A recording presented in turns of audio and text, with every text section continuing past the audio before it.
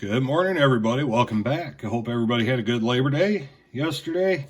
Yeah, now I'm sure the kids are not enjoying the fact that, hey, got to get up and go to school this morning. Depending on where you are in the country, some places have been back for a while, and I know the school district here, today's their first day back.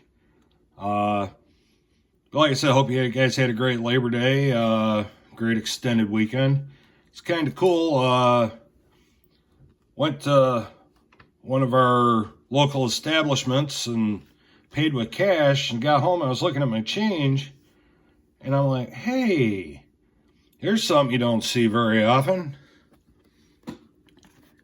And a lot of people wouldn't even notice it, but, me being sort of a, collector of paper bills of certain kinds.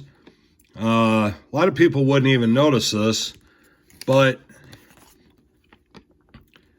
the print's offset, or if you want to look at it this way, they probably had a bad day at the, at the Treasury Department and that, when these were cut, and they were cut off center. But when you look closer, something else is the Treasury seal is not centered on the word one. So, got an error bill in my change. So, but I just thought I'd show you that. That's not what I'm wanting to talk about today. Today we're going to talk about generic rounds.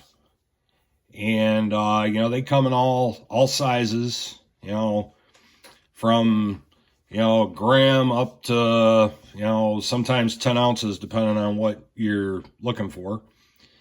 And I tend to stick to the 1 ouncers, just, because, again, stacking on a budget. And a lot of people, first thing they think of when they hear generic rounds is the infamous Silver Buffalo.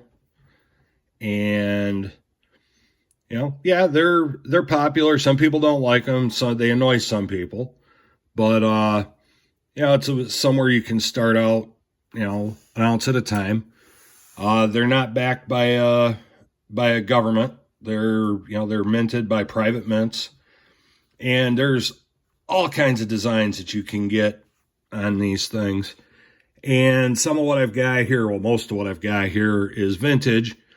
And if you get lucky, you find an LCS that doesn't want to put an extra premium on it for being vintage. I'm fortunate that the places I go don't throw extra on top for vintage.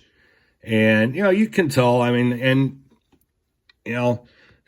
themed ones like, this is one of my vintage Christmas ones. It's toned up a little bit more since the last time I showed it. It's been sitting in a tube, but hey, that's what silver does. And, this one I joke around, I say this is almost vintage. It's a 2008 Season's Greetings, but it'll be, a couple more years, it'll be vintage too. Or 3 more years. But this is another way that you can get into, stacking some silver and not, breaking yourself doing it. There's a couple prospectors there. I'm getting back into the prospector rounds.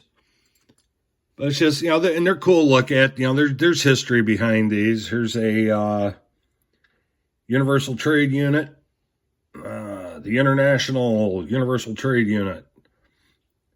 And, there's a couple other ones, similar, but made by different private mints. Here's the Parliament Shield.